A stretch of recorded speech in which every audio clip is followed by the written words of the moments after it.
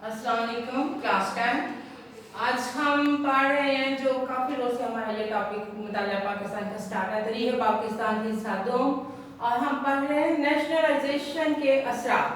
कल हमने पढ़ा था नेशनलाइजेशन के सनत पर असरात, आज हमने करने हैं नेशनलाइजेशन के तालीम पर असरात। तालीम पर उसके मुस्बत असरात क्या पढ़े थे कि असातिज़ा की तनख्वाहें जो थी वो ज़्यादा हो गई थी। जुल्फ़िकार अली भुट्टो की हुकूमत ने 1972 में मुल्क के जो बेशतर तलीमी निजी अदारे थे वो कौमी तहवील में ले लिए। इन अदारों में काम करने वाले असातिज़ा और दीगर मुलाज़मीन की तनख्वाहें बहुत कम थीं। कौम यानी से प्राइवेट तलीमी अदारों के मुलाज़मीन की तनख्वाहें और दीगर सहूलतें सरकारी तलीमी अदारों के बराबर हो गई। फिर दूसरा पॉइंट है कि तुलबा को बसों और रेलगाड़ियों के किरायों में सहूलत। मुल्क के तुलबा को बसों और रेलगाड़ियों के किरायों में खसूसी रियायत दी गई थी, जिससे गरीब वालिदैन भी अपने बच्चों को सरकारी स्कूलों में तालीम हासिल करने के लिए भेजने लगे। इसके अलावा तुलबा के वज़ाइफ में भी 4 गुना इजाफा कर दिया गया ताकि ज़्यादा से ज़्यादा जो गरीब बच्चे हैं, जो गरीब वालिदैन के बच्चे हैं, वो भी तालीम हासिल कर सकें। तीसरा पॉइंट है हमारा कि मेडिकल, इंजीनियरिंग और दीगर पेशा वाराना यूनिवर्सिटियाँ कायम करके हर शोबे ज़िंदगी में तरक्की की रफ्तार तेज़ से तेज़ तर करने का प्रोग्राम बनाया गया। कॉलेजों को यूनिवर्सिटियों में तब्दील करके आला तरीन के दरवाजे खोल दिए गए और कम दर्जा वाले स्कूलों को अपग्रेड किया गया। यानी अगर कोई मिडिल स्कूल था उसे मैट्रिक का दर्जा दे दिया गया कि वो मैट्रिक तक कर सकता है। अगर मैट्रिक तक के जो स्कूल थे उन्हें एफए तक के स्कूलों में चेंज कर दिया गया ताकि ज़्यादा से ज़्यादा बच्चे तालीम हासिल कर सकें।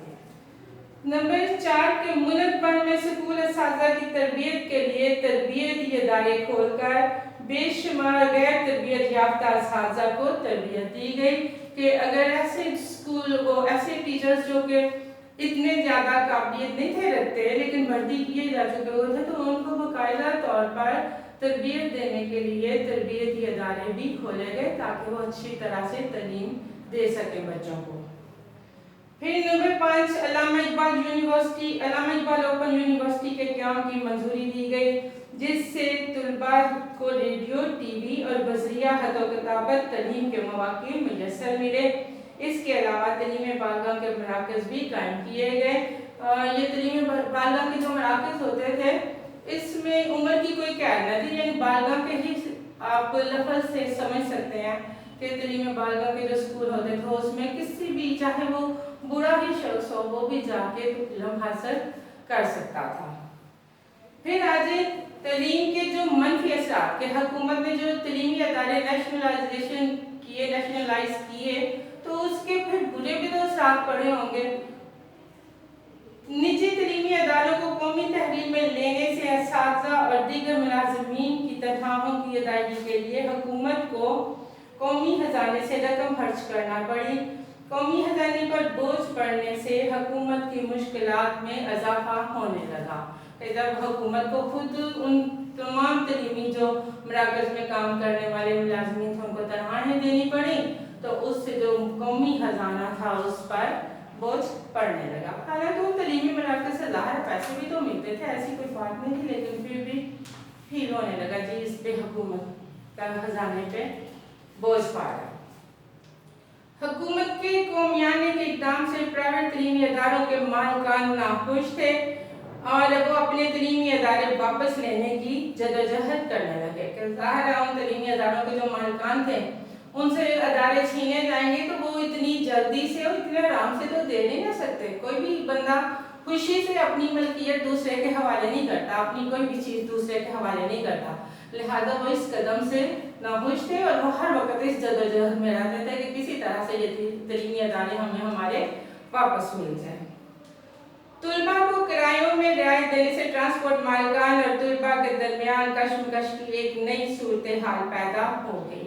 जब जो थे ट्रांसपोर्ट के मालिकान थे वो कम किराया लेते थे और तुलबा फिर कुछ इजारादारी भी अपनी कायम करना चाहते थे, जिसकी वजह से जो ट्रांसपोर्ट के मालिकान होते थे और तुलबा होते थे उनमें हर वक्त कोई ना कोई लड़ाई झगड़ा, कोई ना कोई मसला खड़ा रहता था।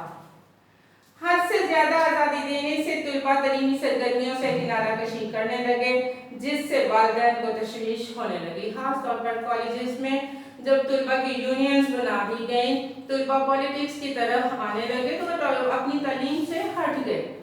اس وجہ سے والدین جو تھے وہ پریشان ہونے لگے کہ ہمارے بچے جو ہیں وہ تعلیم سے ہٹ کے دوسری سرگرمیوں میں چلے گئے ہیں۔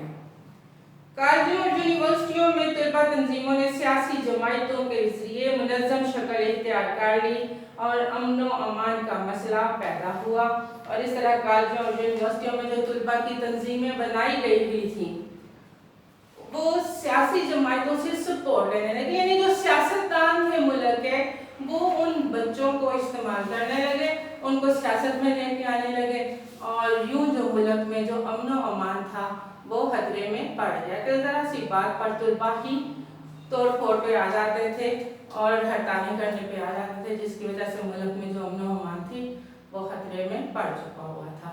پیارے بچوں، یہ تھے تعلیم کے مثبت اور منفی اثرات۔ کل ہم انشاءاللہ اس کا آگے سے کامرس اور تجارت پہ مثبت اور منفی اثرات جو ہیں وہ پڑھیں گے۔ اللہ حافظ۔